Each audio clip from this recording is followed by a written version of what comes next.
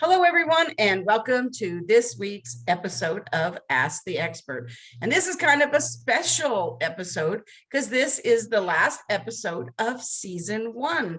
And so this is exciting, and we have a great guest here today, and we are really looking forward to sharing her with you. And we want to encourage you to take action because she is going to share some really serious, really great nuggets with you. So have a pen and paper ready because you're going to want to take action and take notes. And as a special bonus, we have asked our experts that when we go live, that you can post any questions you have in the comments below, and they will come back and answer them. So kind of an extra something there for you. So I'm going to turn it over to Teresa. She's going to tell you a little bit about our guest, and then we'll get started. Thank you so much, Patty. Today, we will be talking about speaking with clarity and confidence with Dr. Miluna Fausch. Are you ready to stand in your spotlight? Are you ready to show up, speak up, and present at your best? Would you like to exude more confidence, charisma, and influence in your personal presence, your executive speaking, and your presentations and media interviews? Well, you've come to the right place. Dr. Miluna is a Forbes author and has an intuitive and scientific perspective from her experience in corporate, retail, sales, as a businesswoman, and also as an actor. She has a bachelor's of science in music business and a Ph.D. in holistic psychology. Dr. Miluna has an extensive training in business, voice, and acting, and is certified as a miracle-minded coach by Marianne Williamson, along with training as an energy healer. She performed with jazz pianists, sang in operas, acted in improv theater, television, and film, also writing 2 one-woman cabaret shows. Her newest book, Uplevel Your Communication, is a masterpiece for those looking to take their communication to a higher level. Uplevel Your Communication represents Dr. Luna's research, observations, and most importantly, her work with conscientious high achievers from around the globe for over 10 years. Dr. Miluna created her her exclusive Vocal Archetypes to train executives and thought leaders in confident, effective, high-frequency speaking and stage presence. She has coached CEOs, C-suite, and senior managers from great companies like Google, Chevron, Peloton, and Honeywell, just to name a few. Dr. Miluna loves to attend concerts and lectures. She adores wine tasting, carries a Swiss passport, and is a fan of Formula One auto racing, and proudly serves on the Professional Women's Network Board of Directors as a director of fundraising. Woo, I have goosebumps. Welcome, Dr. Miluna. Thank you so much. Thank you. I just loved watching your face, when somebody introduces you and stuff, and then and they're so effervescent while they did it too. That was so beautifully done. Thank you, but I mean, like, really honestly, when somebody says all those things, it's like no pressure, right? I mean, we gave you no pressure or anything, because I have to personally say that every conversation I have ever had with you, I have learned something and taken something away from that conversation. So I'm really, really excited to have you here. So let's just dive right in. Yes. So Dr. Miluna, what is the one thing that differentiates you from everyone else in your industry? My showbiz background. All the techniques that you learn when I had to overcome my own stage fright and fear of being seen and heard. The camera techniques, you've got to be big on stage, smaller on camera, sell a product, tell your story, be willing to be vulnerable and open. And these are key things that apply to whatever stage or arena: business owner, CEO, actor, thought leader, minister, poet. It applies across the board. Yes, absolutely. And I love it. I love it. And I love your ability. You've always done it too, in being able to talk in sound bites, right? And nowadays it is so important in the media to be able to talk in sound bites, because that's how we want to receive it. And you probably don't know this about me, but when I first became a speaker, it was so terrifying for me that I wanted it bad enough to keep doing it. And I said yes. But for 18 months, when I became a speaker, before I got on stage, I was sick. like Yes, violently. I heard that. I heard that in one of your interviews, and I love hearing these things. I love hearing that you overcame, just as Dr. Miluna overcame her health issue that could have just been devastating for her. She survived it and became a warrior against it. I'd love to hear a little bit more about that, Dr. Miluna. Me too, I would. And what I just want to say before, just to preface that, is what you were just saying before about your differentiator. It's those techniques that you have that you'll be able to share with other people. Like, I wish I would have known you when I was going through that, because it probably wouldn't have took me 18 months to get over it. So I really love that. So I love hearing the story too. So lay it on us. The story, yes. And my book begins with this. Chapter 1 is communicating with compassion. A few years ago, it seems like another lifetime, but it was a few years ago. We had moved from the East Coast to Los Angeles for my acting career. And I began to realize I was losing the hearing in my right ear. And then my face became paralyzed. What is going on? And we found, my doctor, a tumor this big, fist-sized, lodged right here in my head. It was a chondroblastoma, is what they call it. It is a benign bone tumor. And so come to Jesus, whatever you want to say, wake up call. What am I going to do? I'm an actor, a singer, a coach. My face is paralyzed. My eye was drooping. I could not chew because I had no control over this side of my face. So I underwent 2 surgeries, ended up at the House Ear Clinic with, I think, the best surgeons in the world, Dr. William Slattery III, and he's in my book. And he brought along Dr. Landman. He said, I will not operate without him. He was Elizabeth Taylor's doctor. Wow. And so, you know what I said, if it's good enough for Liz, it's good enough for me. Oh, what a story. And what I wanted you to tell that story, because so many people don't know that they can overcome things like you and Patty have. And it's just great for them to hear. Thank you. We are so resilient. It brings us strength. And I think when things like that happen, we are definitely stronger if we understand it's a way of, actually, it's an initiation. Yes. My spiritual belief, it's an initiation. It serves a purpose. And some of us choose big, freaking, hairy life lessons.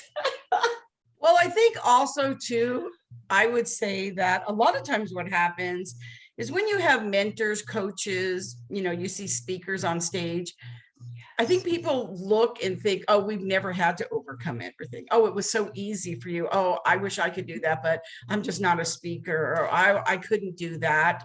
That's what we feel. We all felt that before we did it too. We just made a decision, a choice that we wanted to do it. And again, you have techniques. There's always somebody that can help you to do it. But I think that when people hear stories of how people have had to overcome things, I think it really helps them to realize, oh, well, if they could overcome that to be able to do this, well, then I could overcome whatever their thing is that's standing in their way, what roadblock they have. So I always think it's really kind of good for people to hear sometimes, so that they know, don't use it as an excuse, right? Use it as the thing that can help you to get to the next step. Yes, very empowering. So true, Patty. Beautifully said. We make it look easy because we've been through it and done the work to get here. We fear of public speaking is still the '1 fear. Yes. 80% of professional actors have stage fright. It's something that we deal with. Yes, absolutely. So I'll lead into my question. What is the question that you get asked the most? People like to know, what is the #1 thing I can do to be a better public speaker? And here is my answer: to stay in the moment. Our mind is just going and going, and the goal is not to stop the thoughts. It's not possible, but to interrupt, to get in the body, stay in the body, breathe, pause, connect, and then speak from there. Speak from the heart, speak from the core of who you really are. Oh, I really like that, because then you're not setting yourself up for all these external things that can come at your way. You're more grounded as you put yourself forward out into the world. I really like that. I think it's Thank important too, because I remember when I decided to become a speaker, I thought, and one of the things that got in my way was I thought I was going to have to wear all these like soap opera dresses, like I call them, right? And I was going to have to be super eloquent, right? Which nobody's ever called me that before. And I thought, oh, that's just not me. And when I hired somebody, a speaker coach back in the day, they literally gave me a piece of advice that I never forgot. And it still rings true today, I believe, which is that take the pressure off yourself and remember that it isn't about you at all. It's always about them. It's not about us. And so for me, every time I got on the stage, and taking that moment to be able to say, Patty, this isn't about you, right? It's really about them, right? And so getting really clear and standing in that moment and just knowing that, what can I do? What can I say? What value can I bring to serve the people in the audience that isn't even about me, made it so much easier and less pressure for me. Yeah. It's so true. When we're nervous and how we look and all of that, that becomes about us. And that is not our intention. That is not what we want. That's right. Be true to who you are, and your wardrobe needs to suit you. Be appropriate for the situation, but suit you. If you're not a dress lady, you won't be wearing dresses when you're speaking. You'll show up as Patty. I still do that. Yes. Yes. Absolutely. Now my motto is that I just need to speak in front of people who need to hear it the way I say it, not change me for them, right? So correct. There's a story from Dr. Brené Brown. She was asked once to show up, I believe, in a dress and not to curse. And she said, I can't do that. That's not who I am. She did not accept that speaking engagement because she would have had to turn down who she is. Yeah, that would have thrown her off kilter too. Yes, totally off kilter. That's what keeps you authentic, right? Because I think that, would you say that as a speaker and somebody who does all of the things that you do, right, that really part of that communication would be that, I know for me that the greatest compliment I get is when somebody tells me that when they meet me in person, that I'm just like what they thought. Like the person I am on stage, the person I am on camera, that when they meet me, I am that person, right? Not, oh, here's the person you are when you're on the stage, and then you meet them, you're like, oh, wow, that's not what they're really like at all, right? Yes. So I think that's important. So important. We know that we've seen speakers or folks who are a certain way on stage, or when they go to sell something, they become another person. I know, it's so offsetting. I think that's very comforting for people to know that we are going to be steady and stable in who we are, and they just are more attracted to us then and more comforted. But I have went up to talk to speakers because I just kind of fell in love with them, and they were so great. And then they were just big grumpy people when I went to talk to them, and they were in a hurry to get off. They didn't care about anything. It's so disappointing. That's not something we're looking for. If that message touched us and we want to connect with them, and then that happens, they're not being true to who they are. And then there's no gift for us, is there? Do you cover that in your book? Because I'm really thinking that when you're thinking about communication, that's kind of pretty important. When we're communicating with people, we are kind of actually communicating who we are. So I think that would be important. It is in the book. It's absolutely important. How we say it, what we say, is that in our words? Is that the way we would say it? It is our responsibility and our joy to communicate beautifully. True to who we are. That feels good, doesn't it? I mean, just hearing it, it lands well. It really, really feels so good. It does feel good. And I know you have a question, Patty, but I feel led to I feel like you have something important to tell us, a main point that you need to just tell our audience. What is that, Dr. Miluna? I feel that we're at thank you for asking, Teresa. I think we're at a crucial time in our world. And so my movement, what I'm asking us and inviting us to do is to begin to evolve, mature, and enlighten our communication. Meaning we're not speaking at people. We can disagree without being disagreeable. We can have different opinions, but I invite us to return to respectful and civil communication. We're in global communities. We want to understand there's informal, like the US, but there are very formal cultures. And so we need to know that would not be on a first name basis. That would not be appropriate. And to understand those nuances and subtleties so that we can evolve ourselves by evolving the way we speak and present and show up. Wow, that is, we need a more genteel way of communicating with each other. It has become so harsh. And we're just saying, and people are, and with social media, they're just saying things that they would never say to people's faces. And it's just getting to be a harshness about it. So I love what you're saying about that. I do too. I really love that. So what I want to know is, for all the things that you have done, right? And wow, just kind of a power list there of the things that you have done. What do you love about your business right now? Like, what's doing it for you right now? Lights you up? Working with, let's say, a CEO that just wants to change the world. I have 2 CEOs right now that are both men, and they're just thoughtful. For me, that is the new leader. They're well-educated, they're intelligent, they're ambitious, they have vision.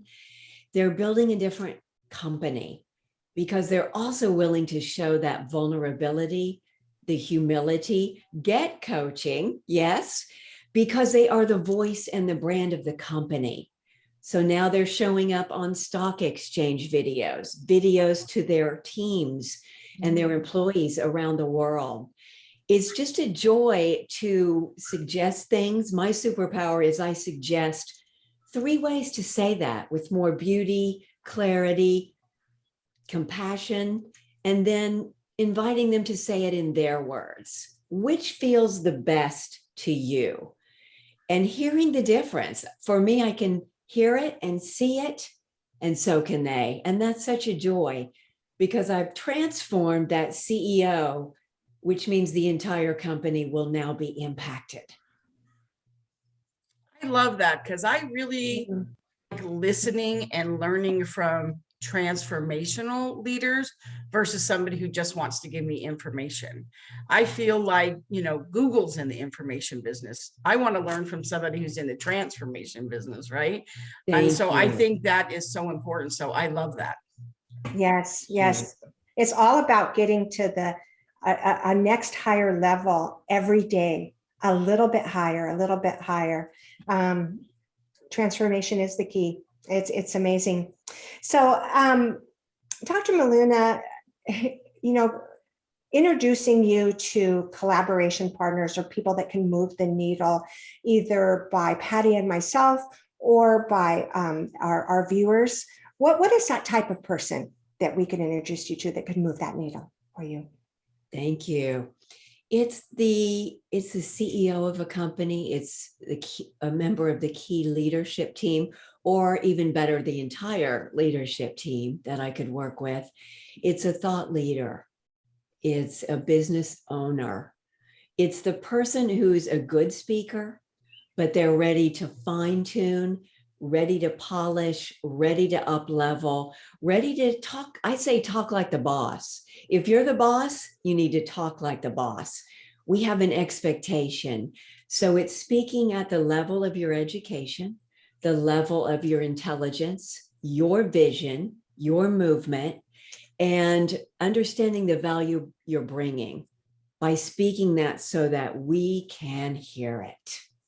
Yes, so important. And how can we get that information as the viewers or Patty? How can we get that information out to the CEOs and thought leaders that we do know?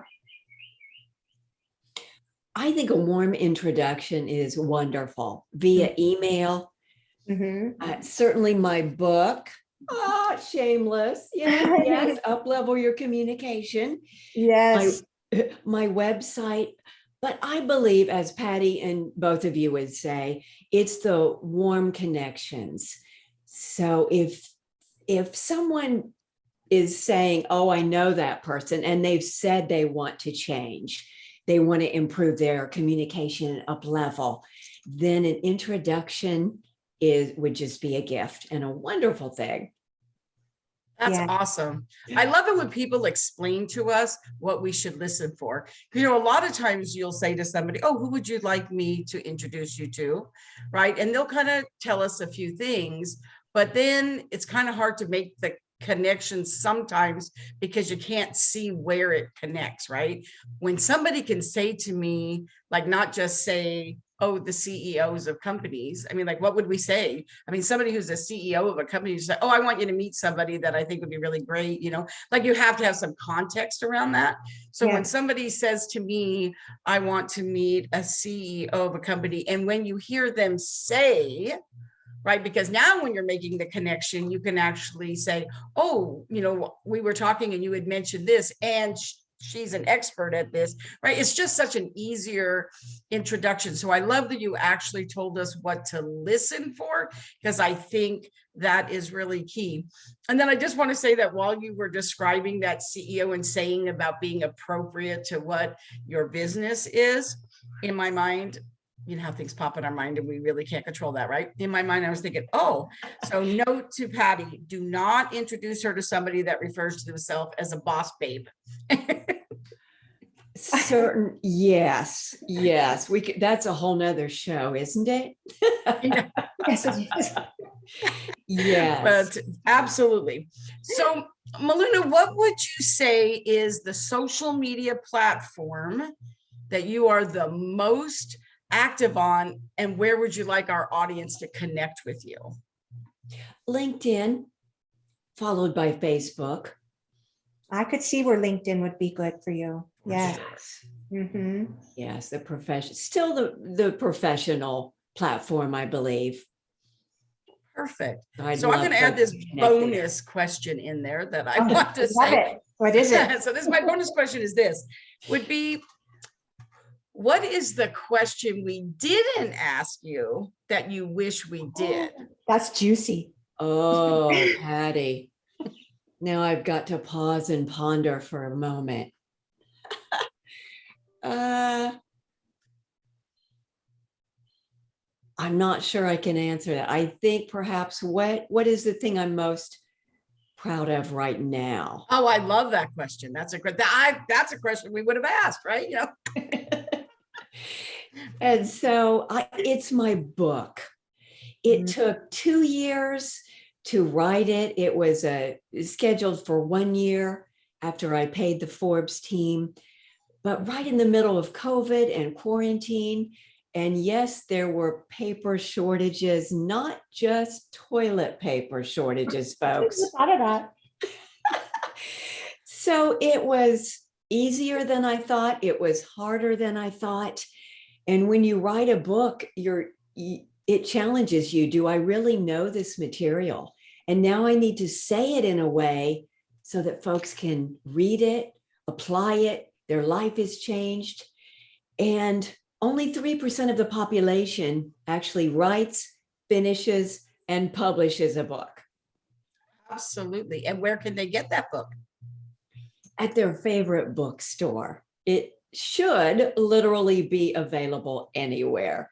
Your local independent or woman-owned bookstore, Barnes & Noble, Amazon, all of those places. Oh, yes, I've seen it at my favorite bookstore. Right. Got to get me a copy for sure. Thank you. Thank you so much for being here with us, for being so generous with your brilliance. I mean, you have such a vast amount of knowledge, right? It was so hard. We'll have to have you back again next season, right? Because I'm sure you'll have more to share then, right? So thank you so much for being here. I appreciate it. I know Teresa appreciates it as well. And I know our audience appreciates it, right? So we want to thank them, of course, for being here with us. And if you enjoyed today's show, and I know you did, right? Don't let it be a secret. Share us with your network. And believe me, when I say I think your colleagues will thank you, right? And I'm going to turn it back over to Teresa. Thank you, Patty. Dr. Miluna, I could have had this interview go for an hour, because what I would love to hear is about your personal life too, because it just sounds so fantastic with writing screenplays for one woman. It's just amazing. So next time we'll talk more of your personal stuff. I want to get to know you more on that level, and our audience to get to know you. So with that being said, we would like to invite you to join us in our Facebook group and connect with our guest, with Patty and I, and to other amazing women that are part of the Professional Women Network of the Monterey Peninsula, known as PWN, and now includes members locally, internationally, and nationally too. Go to www.facebook.com/PWN Monterey. Thank you so much. And as I said earlier, this is a wrap for season 1. We will be back in September with season 2. Got a couple exciting things that we're going to be rolling out then. This has been a phenomenal season, wouldn't you say, Teresa? We've had some amazing guests. I just relish each of them. You just learn about them and become deeper involved with them. Each one. Absolutely. And so we want you to know that it doesn't have to end here. In case you didn't know, PWN has a YouTube channel where you are going to be able to go. And as of next week, you'll be able to not only catch Dr. Miluna's interview, but all the interviews for season 1 on our YouTube channel. And we invite you to do that. So thank you so much. It was such a pleasure. And we will talk again soon. Thank you.